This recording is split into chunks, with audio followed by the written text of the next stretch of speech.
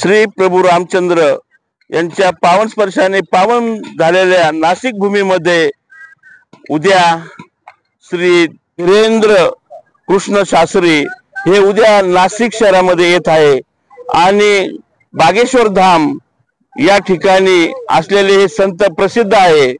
उद्या त्यांचा नाशिकच्या तपोवन भूमीमध्ये 4 ते 9 या वेळेमध्ये सत्संग होणार आहे।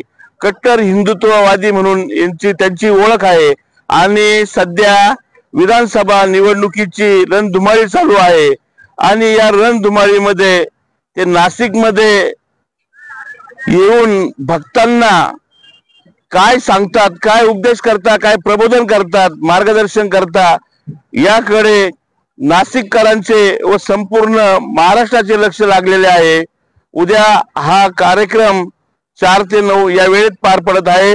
आयोजकांतर्फे मोठ्या संख्येने भाविकांनी या कार्यक्रमास हजेरी लावावी असे सांगण्यात आलेले आहे।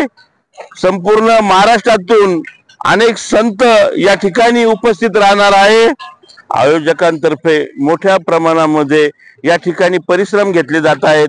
आपण बघू शकतो या ठिकाणी हे जे स्टेज आहे या स्टेज उभारणीचं काम चालू आहे आणि मोठ्या प्रमाणामध्ये बघा या ठिकाणी साऊंड सिस्टीम देखील बसवण्यात येत आहे। मोठ्या स्क्रीन देखील लागलेल्या आहेत आणि मोठ्या प्रमाणामध्ये या ठिकाणी जे भाविक येणार आहेत त्यांना बसण्यासाठी मोठी जागा करण्यात आली आहे। जवळपास 1.5 ते 2 लाख भाविक या ठिकाणी या सत्संगाचा प्रबोधनाचा लाभ घेऊ शकतील अशा प्रकारे या ठिकाणी व्यवस्था करण्यात आलेली आहे।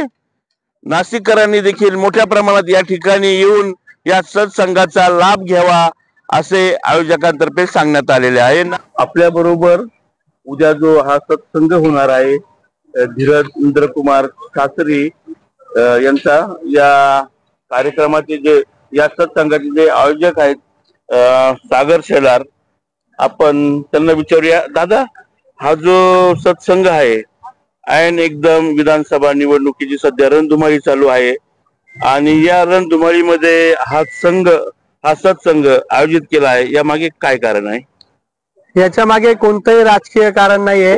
आता आपल्याला माहिती आहे माननीय परमपूजनीय श्री बागेश्वर धाम सरकार अशी ओळख असणारे आमचे पूजनीय गुरुजी नाशिक मध्ये त्र्यंबकेश्वर येथे दर्शनासाठी त्यांचा वेळ मिळाला। आम्हाला 10 तारखेला कळालं का ते 14 तारखेला दर्शनासाठी येत आहे, तर आम्ही त्यांना विनंती केली, गुरुजी आम्हाला 1-2 तास तरी तुमचा सत्संग द्या, कारण आम्ही गेल्या 1.5 वर्षापासून महाराजांची वेळ घेण्याचा प्रयत्न करत होतो आणि गेल्या 1.5 वर्षापासून फॉलोअप घेऊन आम्हाला आज महाराजांनी कळवलं आणि आम्ही त्या बागेश्वर धाम सेवा महाराष्ट्र समिती जी आहे त्याच्या 1.5 वर्षापासून जोडलो गेलो आहे। त्याचा नाशिक जिल्हा अध्यक्ष, नाशिक संयोजक, जिल्हा संयोजक म्हणून माझ्याकडे जबाबदारी।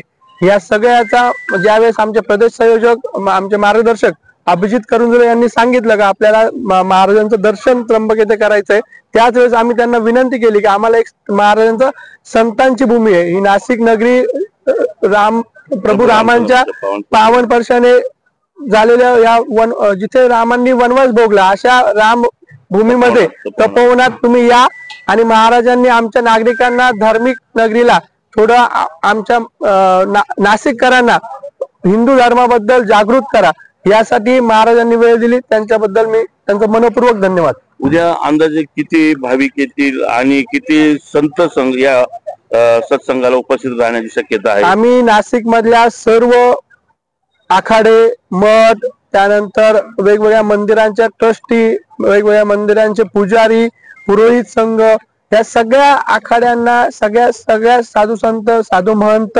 संतांसोबत आम्ही बोलतो आहे आणि यांना सगळ्यांना विनंती करतोय का तुम्ही नक्की आमच्या या संत सभेमध्ये या आणि याला खूप चांगला प्रतिसाद या सगळ्या साधू महंतांकडनं मिळतोय आणि उद्या एक आमचे 200 ते 250 साधू महंत या नाशिक नगरीतले सगळे साधू संत, त्र्यंबक नगरीतले सगळे साधू संत येथे येणार आहे।